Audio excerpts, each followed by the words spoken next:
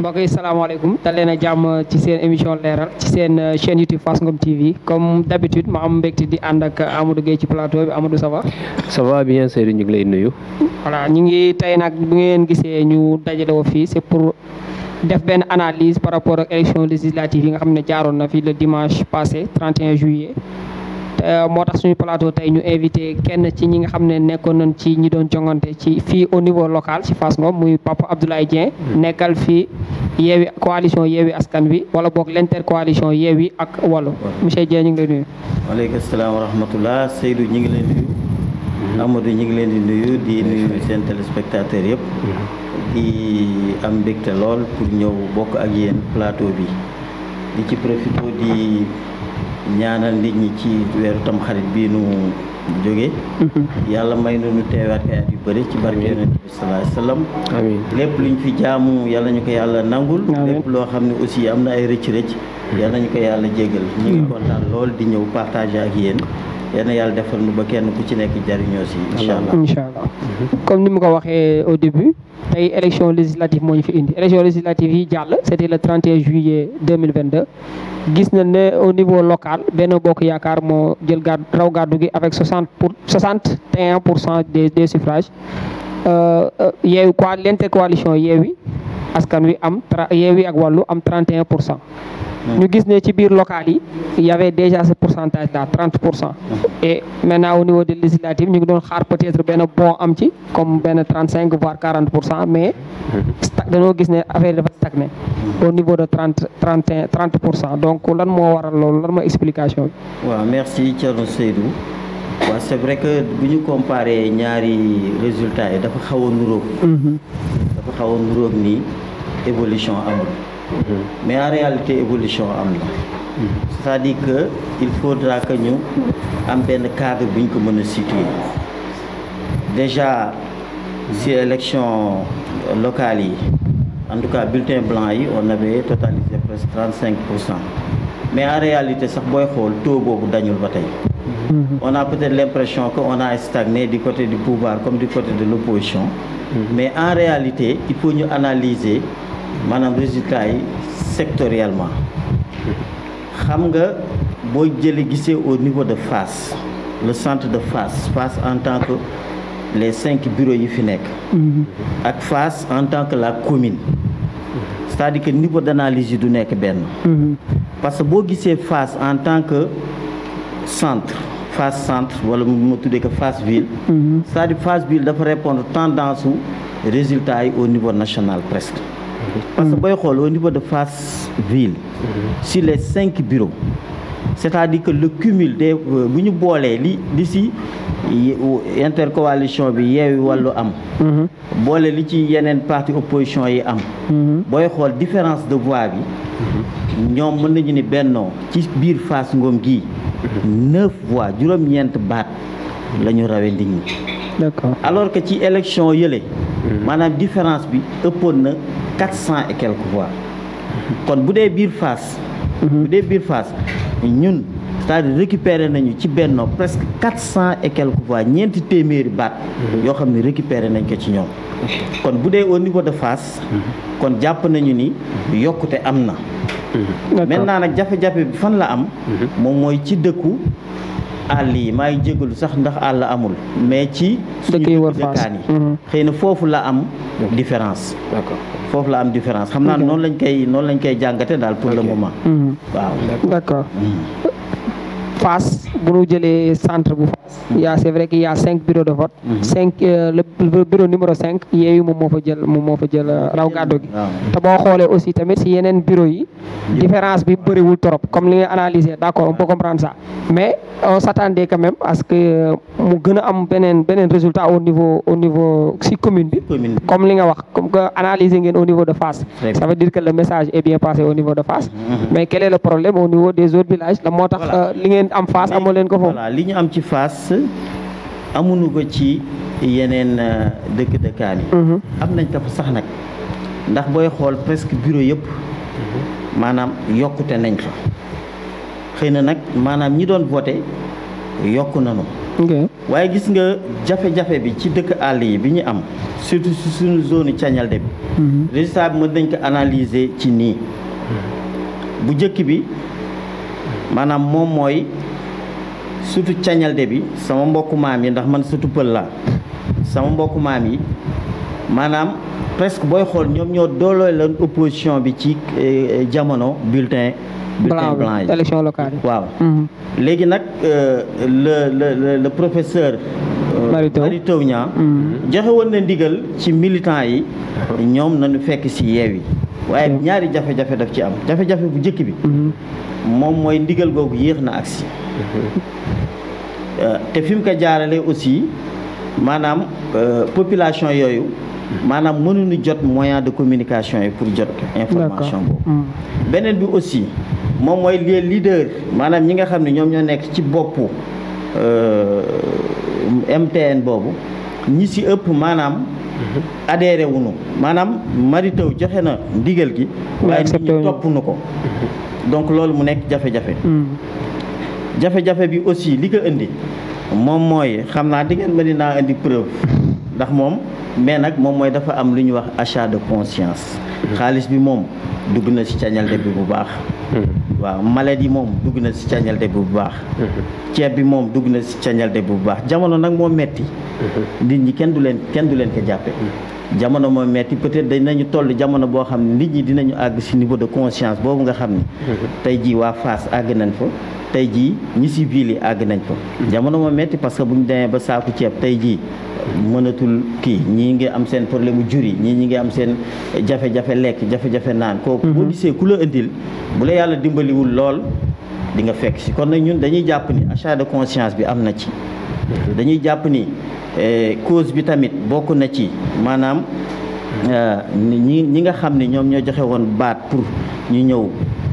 voter pour renforcer opposition bi ñooñu tam aussi joxe loolu expliqué na suñu résultat ci Thiagnaldé bi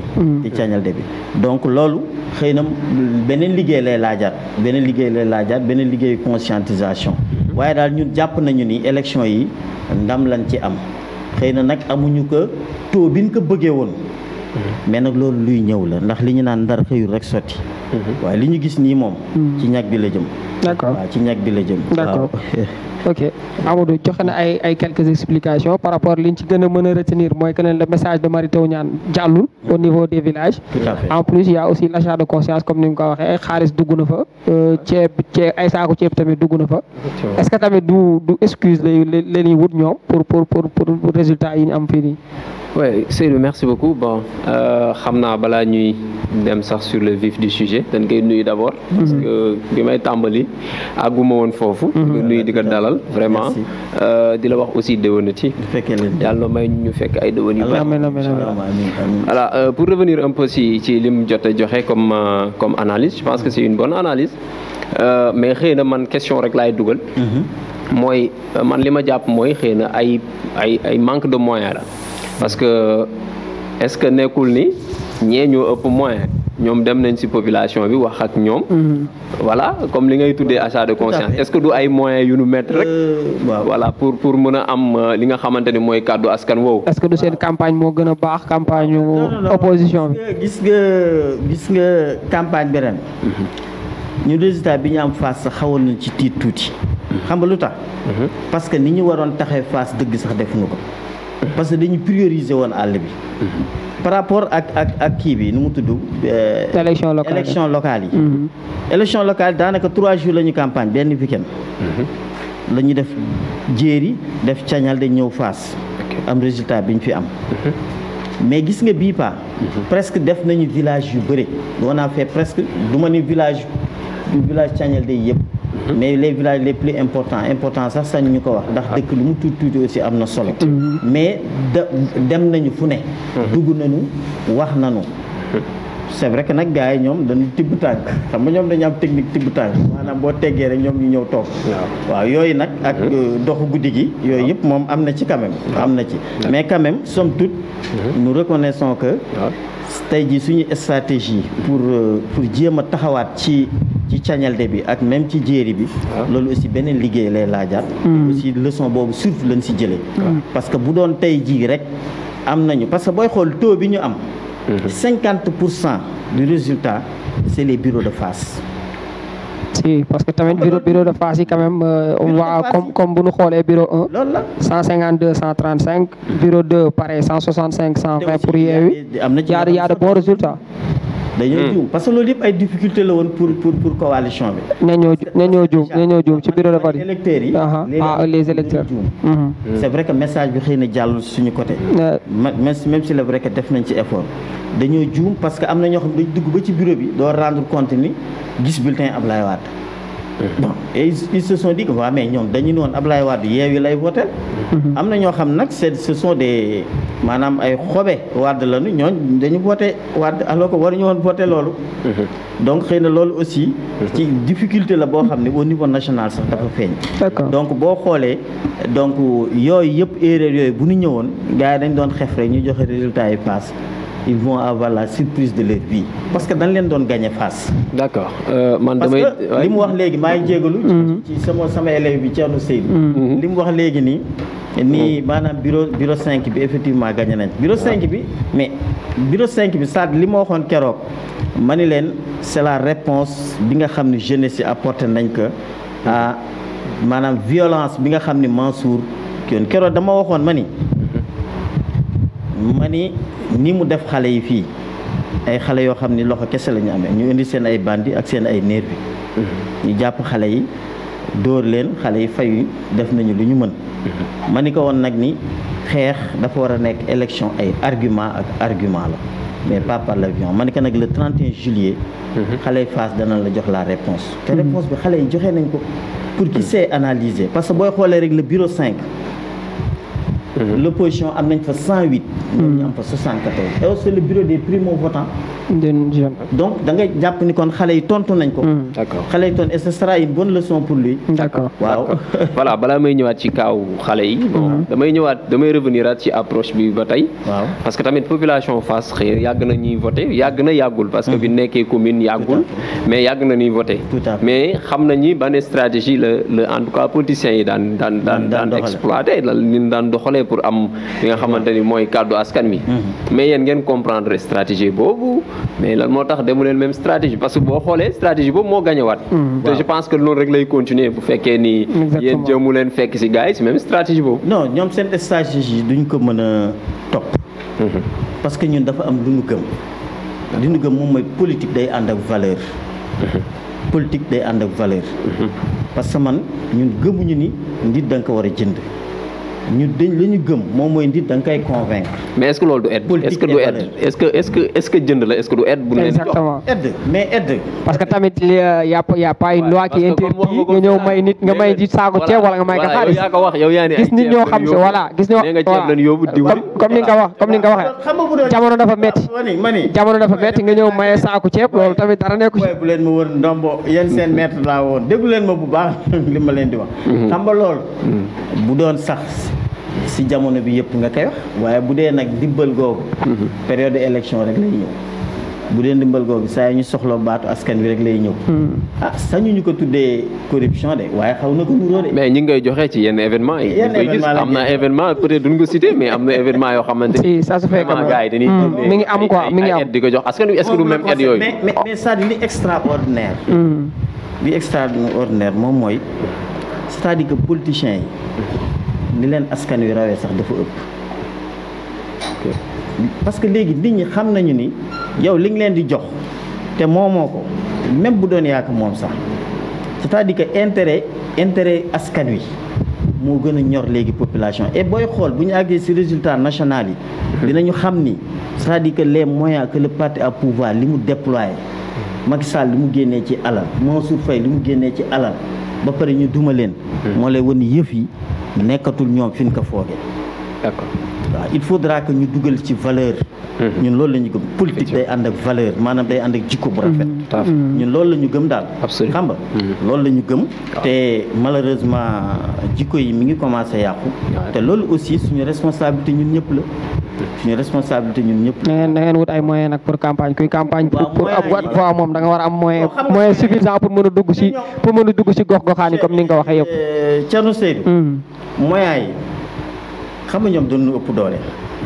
jël nañu moyen état bi 4x4 oto yeeg administration yëpp ba ci Fass sax nag ay auto pédida sax ay auto mairie alors que loolu alalu askan wi la nous sommes en campagne ñëpp ci waroon yam bu doon tey sama mag mon grand frère que j'aime bien que je respecte bien xëy na nag suñu ay différence politique la xam nga mooy Ibrahima bu doon Ibrahima bu jëlee auto bi tey auto mairie bi ay auto pédida campagne suba mënuñu rakk jël leen yéen tam ndax si yëf yi ngeen bokk waaw ñu xam ne affaire yi bokk nañ ko mais noonu la waroon demee nag mais ñun dañuy obligé à la guerre comme on dit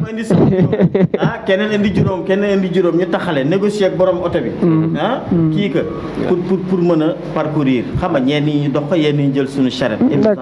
waaw mais est-ce que population bi comprendre na effort yi ngeen def pour ñëw ci ñoom xam nga ñee nee nga dañuy employer moyen état bi moyen voilà collectivité bi mais est-ce que population bi xam nañ tey yéen li ngeen di daj pour ñëw ci ñoom est-ce que boo leen demee di nga leen expliquer carrément est-ce que le message passe aussi mënu yaakaar ni même kii ngeen utiliser même moyen ngeen utiliser dama am sama benn responsable dans la ceeñal de moom ni mu waa yow Moussa Dieng ma ne ko mun ma waaw kanaa yéen doo leen joxe suukaru koor gars yi da ñoom ñu ngi joxe suukaru koor xam nga saa mu wax ni mu waaw xanaa amul nagu kii nu mu tudd nagu tam xarit xanaa amul ma ne ko duñu fonctionner noonu c'est-à-dire que dañuy kii lu ñu am ñu wutandoo ko xam nga lu ñuy ñàkk aussi ñu effectivement xam nga wax nga ko si sa début wax y a certains villages yi plus reculés peut-être ñoom si mentalité boobu la ñu nekk pare donc yéen tamit pour ngeen mën a am ñooñu seen voix il faut aussi ngeen fekk si leen ci lu ñu nekk voilà côté boobu noonu nag si la leen gars yi rawee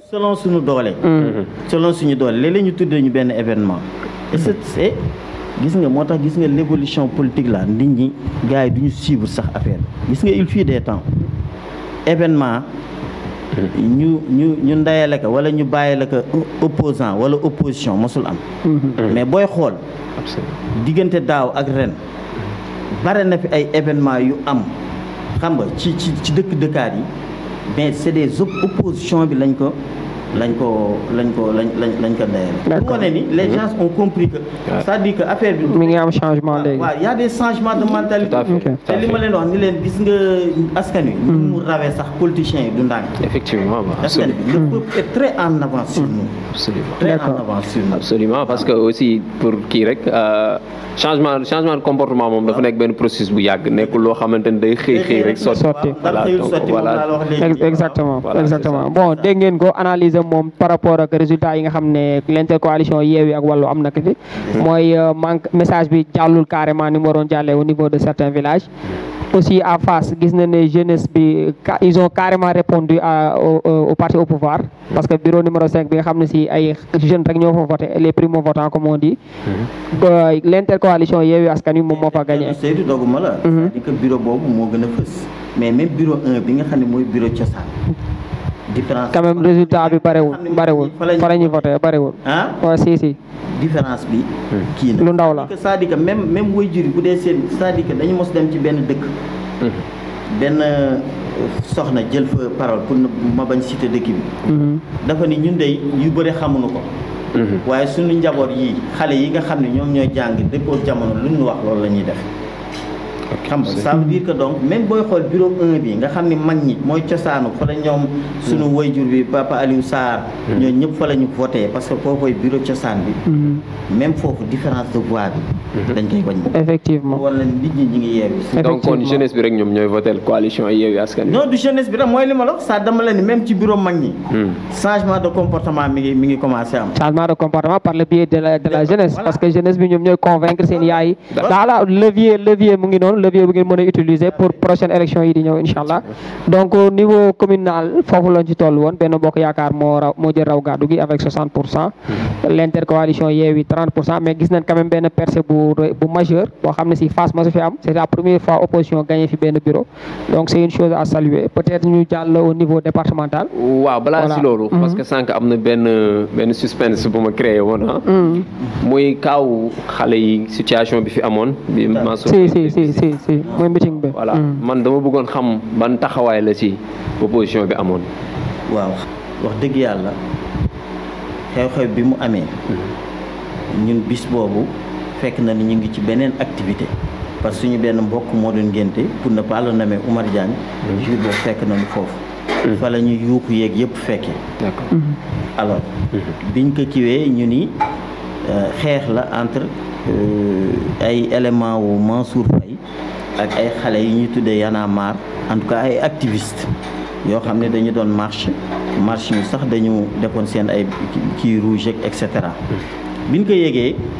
ñu naqarlu ko parce que ñun bokkuñu ci dëgg la alors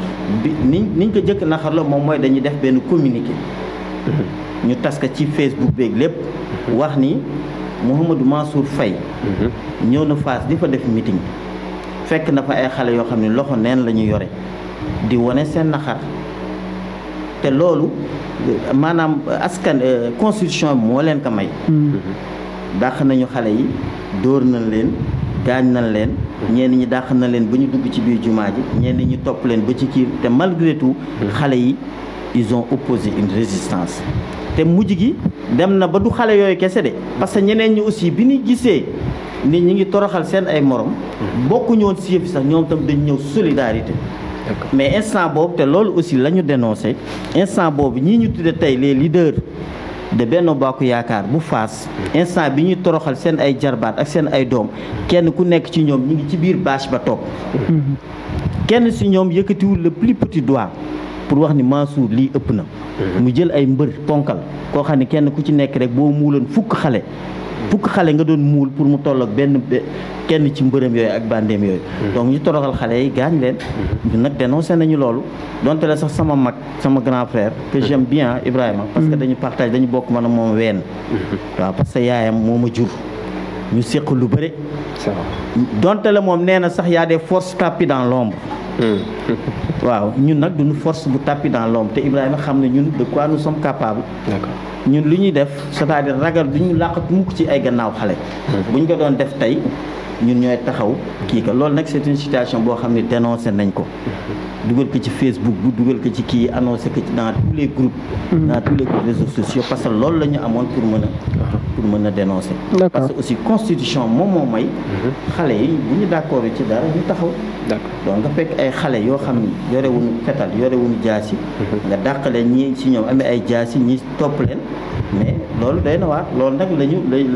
dénoncé d'accord dëgg yàlla rafetul peut-être dernière question pour ci côté boobu man peut-être li ma jàppoon mooy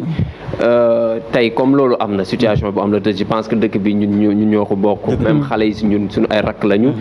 ñi si bokkoon ñi suñu ay jarbaat lañu et cetera est-ce que tey en tant que yéen ñi ngeen tax ñi ngeen en fait li ngeen di incarner muy les politiciens est-ce que tey mënuñu woon toog ak xale yi autour d'une table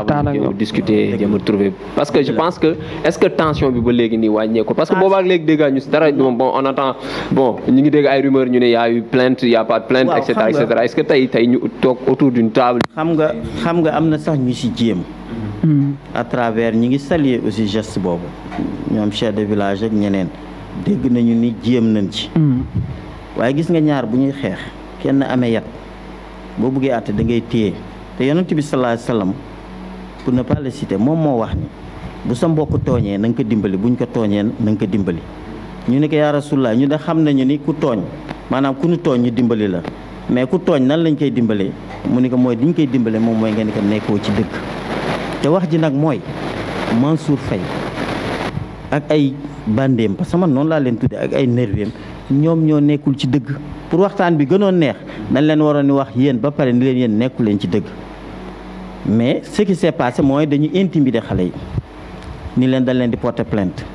ni leen dañ leen di kii waajur yi tamit. ñoo intimider xale yi. mais ñi intimider xale yi kay vous avez entendu ñoom seen kii bi ñu wax à la rajo. wax ni c'est des fausses tables xale yi dana leen porter plainte que plainte dañ ko déposer dès le lendemain ci procureur de la. les représentants de Benno Bokk Yaakaar au niveau de la commune ñoom ñoo wax loolu. ñoom ñoo wax loolu ci rajo. d'accord ñëpp dégg ko. d'accord du dëgg nii dañ nañu yóbbu xale yi tribunal te bu leen yóbboon tribunal du mujj fenn parce que ñoom ñoo leen tooñ donc li nga wax mën na nekk. c'est-à-dire que ñoom seen premier réflexe moo war a nekk xale yi lu tax ñu def lii. parce que c'est-à-dire. c'est une première quand même moo amatul. nekk c'est une première moo am fii au niveau de France. c'est-à-dire que loolu da ngay interroger c'est-à-dire que c'est-à-dire benn ay frustration yu xale yi dajaleel parce que da ngay xool xale yi ci nekk zone yi ni jógee xale yi ci ne est-ce que xam nga loolu nag pour mën ne da ngay toog waxtaan ak ñoom waaye boo toogee fële rek sorox ni maate leen xale yi dañuy sóob rek boo leen dóoree ñu jóge fa mais duñ fa jóge nit ku nekk jom am na ñoo xam ne buñ si toll seen bakkan jaral na leen ñu kii si donc nañu déglu xale yi ñu waxtaan ak ñoom bu ñu waxtaanee lii ak lii ak lii ak lii parce que amatuñu moyen de kii parce que y a un phénomène extraordinaire qui se passe actuellement à Fass moom mooy booy xool au niveau de la commune amul opposition donc amul beneen voix contraire buy jóg beneen moom mooy la caporalisation de l'intelligentsia de Fass c'est-à-dire que tey jii ñi nga xam les plus grands intellectuels de Fass yëpp dañ leen caporaliser dugal leen ci benn circuit boo xam ne ñoom ñoo waroon tey accompagner jeunesse bi conscientiser leen mais da leen dugal ci benn cercle ba nga xam ne kenn ci ñoom tey jii mënatul wax keroog damay wax sama benn waaye ma ne ko am na ñoo nekk ci ñoom li Alxuraan naan muuminun min ahli firawna man leen dafa am ci ñoom am na ñoo xam ne ñi ngi ci ñoom yaa ngi dégg ñoo xam ne ay nit lañ yoo xam ne c'est des gens de valeur mais malheureusement dugal na leen ci benn carcan ba nga xam ni c'est-à-dire mënatuñu am utilité xam nga à la commune et loolu c'est très grave. D'accord. Il faut que mu am ñoo xam ni c'est-à-dire bu nit ñi jaaxlee ci ñoom lañu heureusement nag am na fi ay benn mag yoo xam ni dox nañ ci dañu bëgg jàmm rek xam nga léegi dañu bëgg jàmm ba léeg-léeg bu mag tooñee sax dañ naan xale bi jéggalu ko waaye mag ñooñu ñoo xale ñu jéggal mag ñooñu ñoom ñoo leen tooñ. D'accord li nekk ñi ngi rafetlu nag li ñu def ñoom wax dëgg yàlla ci en tout cas loolu la daal. waaw on espère que ne retour au calme dina amaat parce que loolu la ñu xam au niveau de Fass mën nañ bañ a bokk opinion politique ku ne mën nga xëcc pour sa bord mais jàmm lépp ñu defee ci biir jàmm donc loolu la ñuy souhaiter et j'espère que ne incha allah dinañ ñëwaat ci jàmm. en tout cas d'accord voilà c'est un appel qui lance au niveau du parti au pouvoir voilà pour ñu toog waxtaan parce que tamit jot na ñu toog waxtaan apaiser waat mbir yi parce que ñu ni neen la ñu ñëpp Fass lañ dëkk te ñun ñëpp boo xoolee ñoo bokk donc jarul yenn xiiroo ngaa yooyu politique na doon politique violence moom wutul dara ci politique voilà juste au niveau départemental gis nañ ne foofu lii metti na dóor yi metti la national kay la yeewi dóor Mansour Faye au niveau de Saint-Louis xam nga Thierno Seydou Amadou dama waxoon ma ni leen bi ñuy def campagne bi ma ni waxoon ko Fass ñu wax ko aussi Paal ni leen ngal la nañu góorgóorlu parce que dans tous les cas intercoalition bi day gagner élection yi kon na ñun nañu fexe ba ñun Fass ba ñun Paal comme suñu ay doom la ñu investir nañu fexe ba suñu woy rafet ci et c'est ce qui s'est passé à Saint-Louis sur plus de 100 et quelques bureaux Mansour ñetti bureau la ci gagné gars yi gagné nañu lépp est-ce que xam nga te pourtant Mansour investirul woon Mansour yi mu gagné Fass la gagné un peu Fass sax daanaka ñoo ko dimbali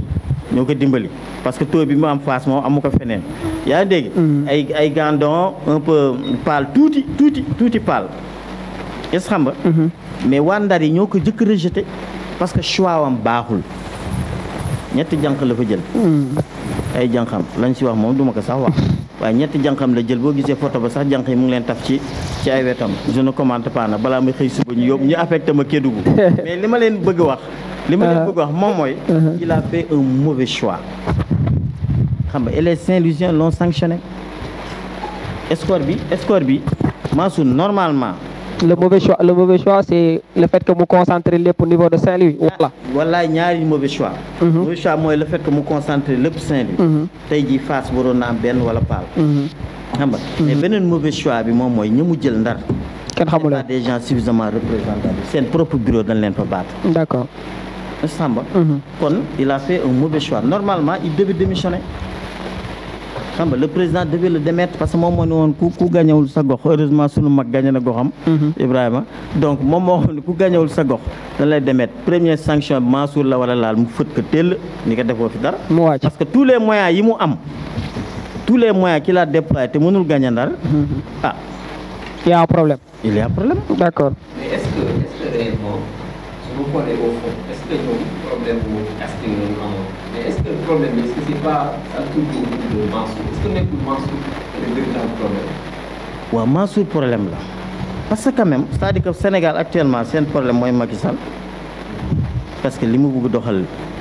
xëy na accès guñu foofu. du Sénégalais yëpp ah. waa Podor Macky Sall la ñu àndal ba tey. station là. waa Fass sax Macky Sall la ñu àndal. waaw bon Fass moom dana ñëw dana ñëw ndànk rek est-ce que xam nga c'est-à-dire benn rejet la benn rejet bu ñu rejeté Mansour. les Saint-Louisiens waxuma ko doomu Ndar yi la même si moi je suis né à Saint-Louis ah mais nag je me reconnais beaucoup plus Fass waa ndax samay maam yëpp fii lañ leen suul waaw maa ngi juróom-ñaari maam yi ñu denc fii ca Kabdu cosaanu Kabdu. kon donc ma ne même si je suis né à Saint-Louis Mansour Saint-Louisien seen bopp ñoo ko jëkk rejeté est-ce que xam nga lañ ci wax moom mooy peut-être benn arrogance bu ñu yëg lañ ci gis mooy benn ñàkk faale nit ñi bi ñu yëg lañ ci gis moom mooy jàpp nañu ni xaalis bu amee rek mën nga am nit ñi te am na ñoo xam ne kon ni ma leen ko waxoon am na ñoo xam ni fetal du leen dàq dërëm du leen jënd et les Saint-Louisiens l'ont prouvé. La grande dame que nous respectons que nous aimons beaucoup Mariam xam nga elle est venue à Saint-Louis la veille ou l'avant-veille et d'après ce que les gens ont dit donc avec des mallettes et malgré tout Mansour a été défait à Saint-Louis par le jeune Abba Mbaye. Faut reconnaître aussi que Abba Mbaye il a reçu un soutien de poids parce que lors des élections locales il était là lors des élections locales moom moo fa nekkoon au niveau de Saint-Louis mais gisuñu woon carrément le leader de Pastef bi nga xam ne si dina ko buux wala boog dina booster électorat pour ñu voter ko. Est-ce que tamit la venue de Ousmane Sonko n'a pas beaucoup contribué à la victoire de Yewwi au niveau de Saint-Louis? ndok sax xëy na sax loolu mënu ci ñàkk. Mais quand même, il faut reconnaître à Abba quand même son mérite. Parce que man Abba Mbaye personnellement je le connais pas trop. Voilà parce que tamit c'est pas quelqu'un boo xam ne si au niveau de Saint-Louis nit ñi ñi ngi koy xam-xam bu baax surtout au niveau de l'arrondissement. da doon fët sawaay ci local yi sawaay xam na li mu def ci local yi et ils ont dit que il y a même parce que man loolu ma ci metti bu ma demee réunion Saint dañ naan ça yéen waa Fass il paraît que transfert directeur yi woote cité ñax ak njëlëpeen yëpp Fass lañ jógee dama ko bañ di ko wedde ba may gis la preuve la certitude que des gens pendant les élections locales jóge nañu fii ci Fass Ngom gii ñu dugal leen ci ay car ñu dem dooleel Mansour Cité Niakh au niveau de Saint-Louis ñu dem dooleel Mansour Cité Niakh alors Abba c'est vrai que ñëw Sonko dooleel na ko xam nga parce que Sonko tam maanaam benn phénomène la rek parce que loolu aussi suñu borom sunna yàlla la suñu borom mooy def léeg-léeg bu buur demee ba kii ba xaw a bew mu indi la benn élément boo xam ni insignifiant sax peut-être boo xam ni dalay tere nelaw Sonko nag yàlla def na ni ñi si ëpp comme pour ne pas dire sénégalais yëpp donc ñi si ëpp jox nañ ko baat donc aussi am na benn charisme bu nekk ci moom mais quand même cela n'enlève en rien le mérite de Abba xam nga le mérite de Abba qui a des valeurs humaines yu extraordinaires qui a aussi une vision très claire de ce qu'il veut Abba on n'est pas dans le même parti man ak moom mais c'est un gars que j'estime et que je respecte parce que gis naa ay comportement am gis naa ay manière am et loolu moom moo convaincre les Saint-Louisiens bañu voter et ak waa Fass yi sax ak waa Fass yi c'est un gars qui est très bien connu fii de ay Fass dans le Djeri là il est connu et il fait des actions sociales yoo xam ne kenn xamul nu mu toll bon xale la am na une vision politique bu leer donc les Saint-Louisiens lui ont donné raison d'accord gis nañ ni intercoalition bi waaw même si bu xoolee gars yi bu koy déggee intercoalition amul waaw c'est pas encore reconnu gars yi la rek waaw xëy na ñu ngi ci perspective en tout cas intercoalition bi au niveau de Fass aussi ñu ngi saluer vraiment engagement des uns et des autres surtout suñu mbokk waa Wallu yi parce que déjà bi ñuy monter le comité ñoom soxna Seynabou Sall ñoom Mané ñoom ñëpp bi ñu ñëwee dañu ni ñi équipe bi fi nekk ñun amuñu luñ ciy changer intégrer leen ça a facilité le travail te réeroowuñ ci dara le moyen de franc bu ñu utiliser kenn ku ci nekk xam na fu mu jógee xam na fu mu dem xam nga lépp lu ñuy def kenn ku ci nekk da ngay indi la nga am une parfaite synergie quoi xam nga am na benn loolu ñu ngi koy saluer l'avenir de l'intercoalition par rapport ak xëy na fii jamono kii parce que xëy na lii de premier était que ñu dem local yi bu ñu jógee ci local yi ñu dem ci législative yi peut-être lii dessiné wu à l'horizon nag moom mooy 2024 loolu nag yéene bi c'est normal que parti bu ci nekk parce que parti buy juddu rek sa yéene moom mooy accéder au loolu daan ci ñëwaat léegi mais juste rek par exemple xam nga intercoalition la ñu wax au niveau de Wallu je pense que madame Anta Gaye bu parle tout à fait moom la ñu intro kii investir voilà mais pourquoi pas au niveau de Fass amuluñu loolu Fass lu tax waa Wallu Fass kenn kiiwu ci kenn waaw xëy na sax Seynabou moom du ñàkk bis ngeen invité que parce que Seynabou Sall peut-être dana ci mën a sore mais ni mu ma waxee explication yi mu joxe moom mooy on les avait proposé parce que ñoom dañ ko xeex parce que gars yi dañu leen noonu Ndar moo ëpp électoral ñu ni dara ñoom dañu am finalement ñoom ñu jox leen benn léegi nag ñoom ñu bàyyi leen ñoom ñu waxtaan léegi ñoom la ñu décidé moom mooy comme Soxna Anta elle a fait plus de 30 ans d'opposition yàgg na ci politique yàgg na ci yëf yi ñoom dañu ni nañ ko magale parce que Seynabou elle a même ajouté que comme entre Fass ak Paal la te dëkk yëpp dëkku maam Seydi Hadj Rawane la te Paal fa la maam Alaaji Rawane tëdd nee na ñoom yooyu yëpp facteurs yëpp la ñu kii jagleel ka seen yaay jooju pour mu kii mu diriger il est évident que Seynabou vraiment elle offre un très bon profil elle aurait dû accepter nag Fass aussi tamit am benn comme que fii au niveau du côté du pouvoir mais loolu rëcc nañu peut-être niveau libération tamit Fass am benn député ma ni yooyu dafa bokk ci xéwal maam Rawane yi day ñëw incha allah ne woon na toog leen lépp dana ñëw lépp dana ñëw député dana ñëw président de la république dana ñëw ministre dana ñëw lépp dana ñëw incha allah waaw na xool yi ànd rek ñu xool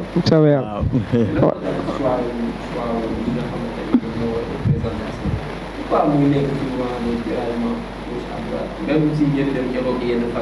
waaw xam nga booy xool le choix là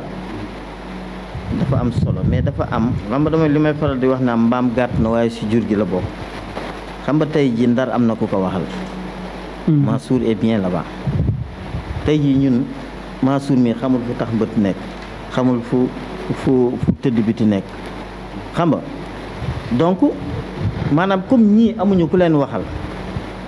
le choix waruñu ko teg rek si poids électoral u dëkk yi parce que dooni rek Ndar il y a plus de 120 bureaux il y a plus de 200 000 électeurs que ni Fass la commune de Fass effectivement réunie boo jëlee le nombre de votants yi nekk Guet Ndar rek moo ëpp la commune de Fass mais loolu warul nekk base bi parce que askan bi ñun ñëpp ñoo ko bokk c'est des questions d'option ñii yàlla da leen kiwee ñu dëkkee ñu faree dëkk àll yi ñii yàlla xëy ñu faree dëkku taax yi donc toujours dana am xëccoo nag parce que kenn ku ci nekk sa gox ngay bëgg mu feeñ parce que loolu tuutiwul le fait que Soxna Anta taxaw à l'Assemblée nationale ñu ni député Paal ni député Fass mu posé problème Fass problème Xelkom posé problème mu mbay ça veut dire que kooku xam na li xew ci commune te loolu tuutiwul de ñu ni député Fass député Paal député Alaaji Rawane comme niñ koy waxee bien que le député Sénégal la mais loolu tuutiwul si te aussi da leen di ubbil yeneen bunt parce que tey jii c'est des gens yoo xam ni personnalité yee ñu taseel relation yee ñuy am xam nga mën nañu apporter lu bëri commune bi ni ma doon wax ci campagne man leen fa loxo député àgg loxo maire àggu fa loolu moom dañ koy xam dañ koy xam mën nañu indil dëkk bi lu bëri incha allah yàlla bu yaakaar tas rek d'accord donc peut-être ñu jàll ci niveau national avant ñuy wax ci perspective de 2024 niveau départemental bi je crois que ne la boucle est bouclée parce que wax nañ ci bu bare ñuy rappeler juste que ne Yewwi moo fa gagné et avec une large majorité quand même voilà léegi juste rek niveau national aussi gis nañ ne ni que ni léegi Benno Bokk Yaakaar am na 82 députés si je me trompe pas opposition bi Yewwi intercoalition Yewwi Wallu plus les 3 autres coalitions mooy 83 députés donc majorité absolue amul au niveau de l'Assemblée absolue amul pour le pouvoir voilà c'est acté voilà la cohabitation c'est acté juste rek ñu rappeler que ni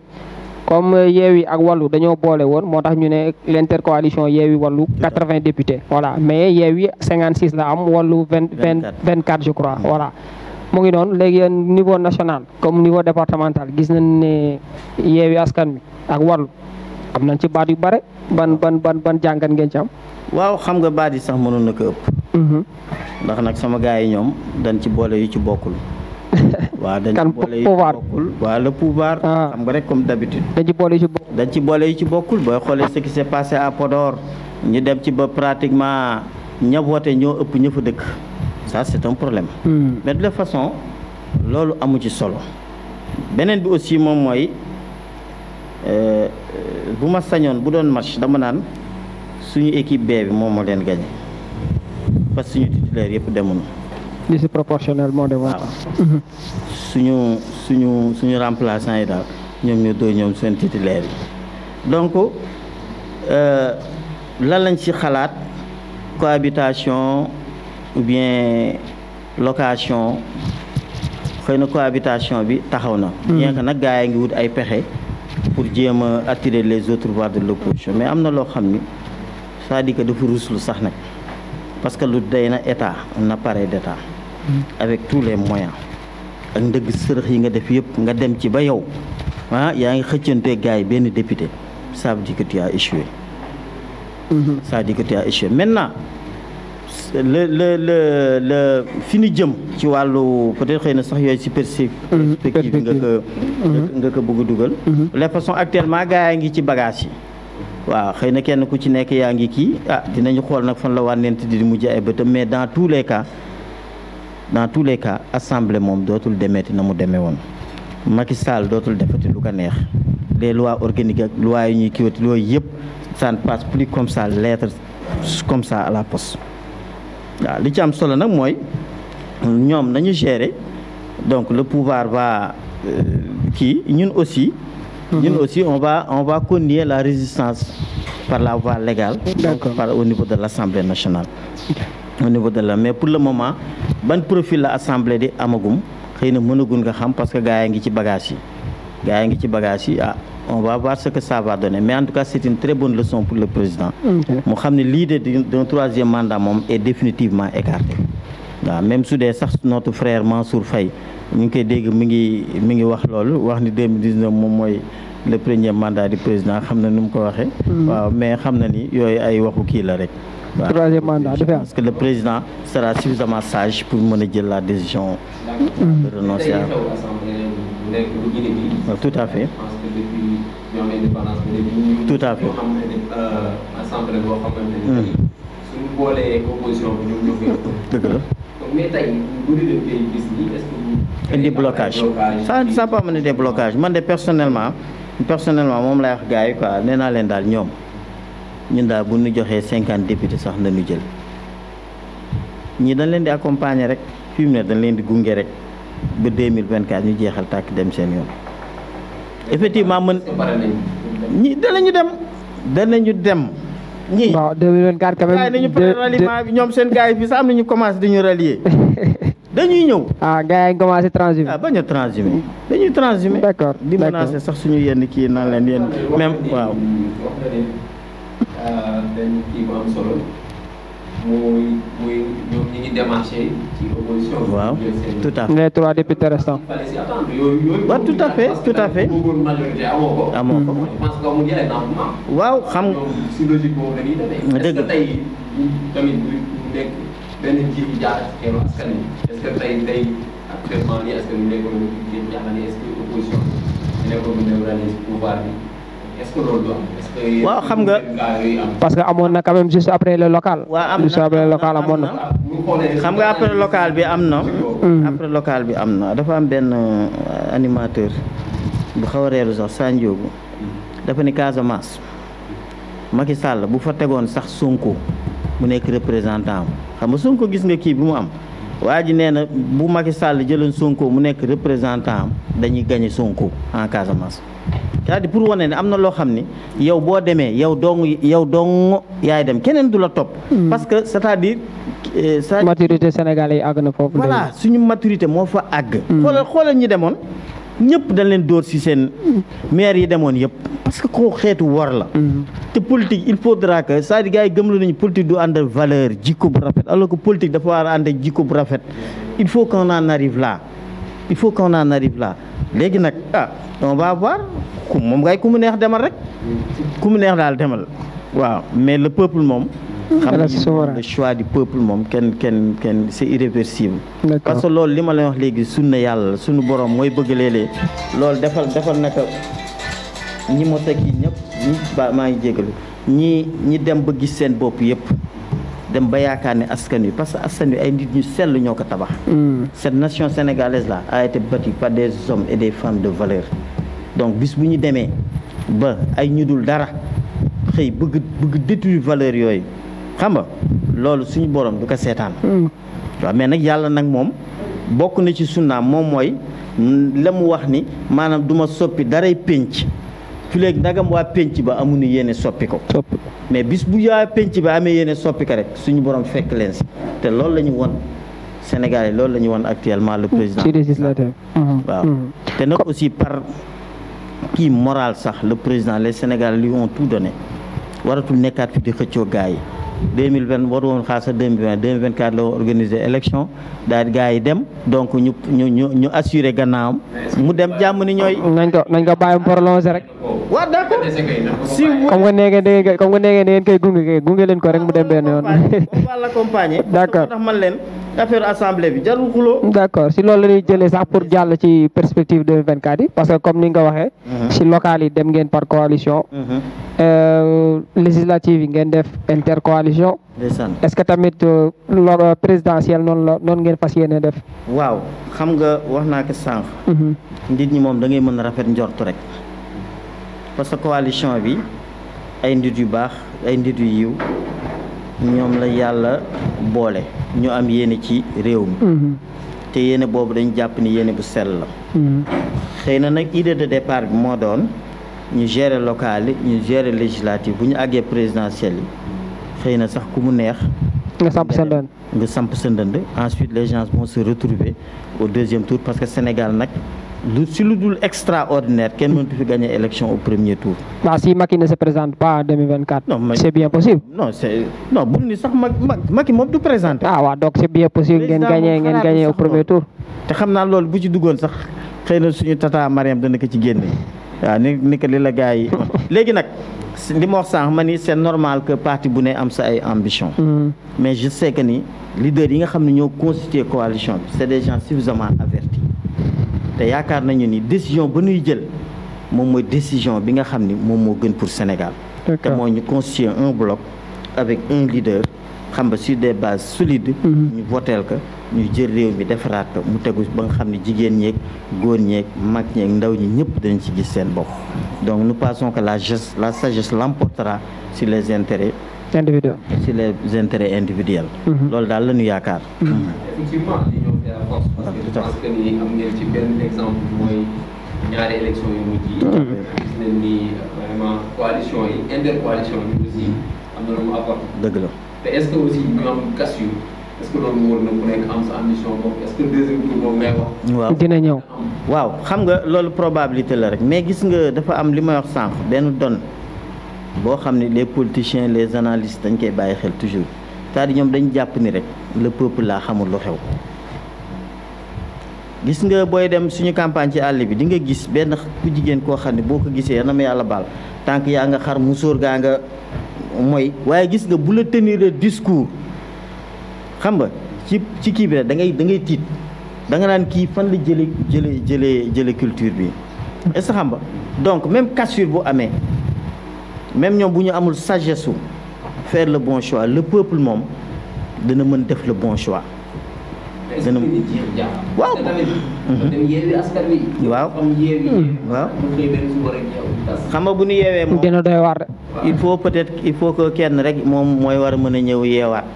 bon pour dire que tout simplement ay nit bu ñu àndee nécessairement il faut kenn jiite donc je pense que on saura dinañu mën a xalaat ki nga xam ne yaakaar nañu ni moo ëpp yaakaar ci askan wi pour mu mën a jiite mais dans tous les cas xam naa ne la sagesse va l'emporter. est-ce que loolu xam nga ko waaw xam nañ ko njort nañ ko et je pense que Kalla Barthélémy Dias wala Ousmane Sonko bon je ne vais pas me prononcer mais je sais que ni waaw mais ani waa PUR dañ ko suul wala parti boobu doxatul suul ni ko et le PUR je pense que témoignage yi si Ousmane Sonko wax je pense que c'est des témoignages à la limite très émouvants waaw wax ni PUR de sonaluñu kenn ci dara te lu jag ñooma seen dërëm du ko fekke seen alal du ko fekke parce que li ñu ñor moom mooy askan wi ñun tey jii Aba uuf nañ ko uuf boo xam ne tey jii au niveau de la commune mais ku ñu waxul ni Aba du suñu leader doo ko gëm parce que li nu gëm moom mooy principe bi moom mooy Seydou mi moom moo baax ci askan wi nañ ko défendre taxaw ko. ñëpp moom lay topp te suñu président parti aussi Serigne Moustapha c'est dans cette logique la ñu wax. taxaw leen si législative yi bu leen wut poste bu leen wut responsable li leen ñor moom mooy askan wi jariñu liggéey leen parce que ngeen jàpp ci loolu ni loolu jaamu yàlla la c'est-à-dire ñun loolu la ñuy demee sam benn doom dafa ma ne waa mais papa yow kii bu gañee loo ciy am ma ne ko du ma ci am dara mun ah yow ngay sonni fii kii fii léeg-léeg ma ne ko mais du ma ci am dara ma ne ko mais askan bi jaral na ma ko. jaral na ma ko il faut qu'on en arrive là. à niveau de conscientisation. mooy comme li nga doon wax rek politique delloosiwaat valeur yi nga xam ne si moo yor Sénégal. mën na nekk moo parce que wolof yi. am wolof moom dafa yee bu la nee xam nga séddale ñàkk loolu am na nu ñu koy waxee ñàkk fayda la du loolu mais sang dëgg bu amee day séddale moom mu ñàkk. fàtte boppam. Et le pur est dans cette dynamique et dans cette dynamique donc ñun ku ñu gis ci yow valeur yooyu rek. tey jii pour ñun mën nañ la jiital. mën nañ topp ci ginnaaw. d'accord loolu la. de pas d'autres questions voilà comme ni mu ko waxee gis ngeen ne peut-être moom li mu bëgg bokk wala bokk li mu xalaat d'ici 2024 mooy que ni coalition encore wala bokk l'intercoalition Yewwi ak Wallu daanu jiital kenn topp seen ginnaaw donc 2024 soreetul xanaa rek ñu xaar ba xam nan la mbir yi nar a tëddee. exactement donc votre dernier mot monsieur Dieng. ñu ngi leen di sant bu baax. waaw di am fierté nag parce que yéen tey xam naa ni ngeen ma fëte nii xam samay élèves la ñu woon. donc Seydou mi génnul sama loxo. di CI au CM2. maa leen jàngal. donc ñu ngi siy sant yàlla bu baax nag di ñaan yàlla may leen ngeen mottali. amiin amiin amiin. di saluer aussi vraiment Fass TV. ci l'excellent travail que vous êtes en train de faire te moyens yi amul doole amul mais yéene bi mi ngi ci. et c'est ça aussi le niveau de citoyenneté parce que li ma wax rek il faut que yooyu ñu di ko delloo si. boo ne lii bu ma ci amul dara rek du ma ko def. garab papaay bi bu ma ko fi saxalee bon balaa muy màgg dana ma fekk dee. mais bu la fekkee nga dee say doom ak say sët danañ jariñu et vous êtes en train de faire ce travail. donc ñu ngi demander ñëpp ñu jàppale leen di saluer seen professionnalisme yal na leen yàlla defal jàmm. amiin amiin. di sant waa Fass aussi Fass comme ni ma wax rek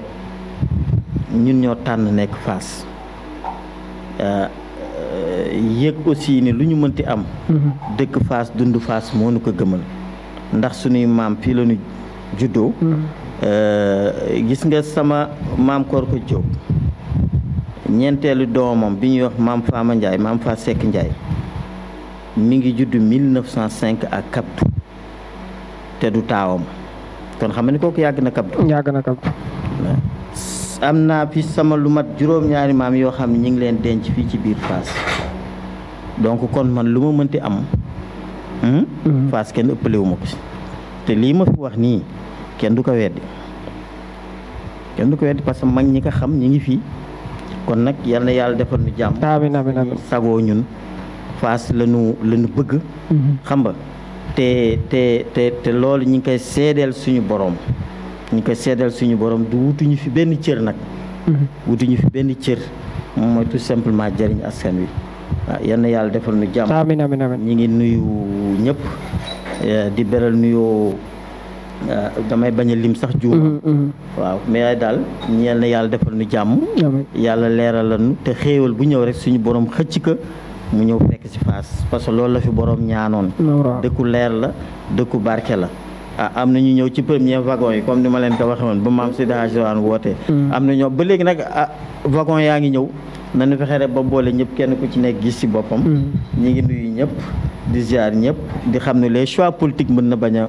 nekk Seydou mën na gisee nii man ma gisee ne. waaye li ci am solo rek moom mooy lañu décision yi ñuy jël rek muy jëriñ askan wi yëpp. ñi ngi jégalu lépp baat bu fi diis. waaw wala ñu wax ko nuñ ko warul waxee ñu ngi koy jégalu mbokk yi. lu fi jub tam ñu sant ko suñu borom ñu ngi nuyu ñëpp di ziar ñëpp yal nañu yàlla defal jàmm. amiin amiin jërëjëf merci beaucoup Amadou ñu tàggatoo. aborder si même sens. parce que comme ni nga ko waxee vraiment mu nekk suñu père yi moo ñu jàngal tey mu mën ci nekk je pense que loxoom génn ci. vraiment c'est un immense plaisir aussi. dalal ko ñu ko fay ci loolu parce que je pense que xam-xam moom. koy def ci yow amoo fay. non non tey fierté la tey ñu gis ko devant la scène politique. vraiment bu mën a acte yi. ñu koy ñaanal li nga xamante ni bëgg na ko yàlla defal ko ko. amiin amiin amiin amiin amiin amiin amiin incha allah. ñu am contentement bu yaatu. daral ko. jërëjëf. mais di ngeen ma fët metti naa. man aussi dafay aborder dans le même sens. di ko remercier bu baax ci invitation bi ak woyof bi mu àndal ba ñëw toog ak ñun nangu toog ak ñun wax ak ñun pendant plus d'une heure de temps donc loolu dañ ko ciy remercier bu baax comme ni Amadou wax tamit fierté la tey ci ñun ñu mën a toog tey jàkkaarloog moom wax te duñu rus ndax xam nañ ne xam-xam bi mu def ci ñun mënuñu ko fay donc di ko ñaanal yàlla rek li mu bëgg moo ko xam yàlla ko suñu borom defal yéen tamit mbokk yi ñu leen di jaajëfal bu baax di leen jox dig daje beneen yoon ci seen chaîne YouTube Fass Ngom TV jërë ngeen jëf. Merci.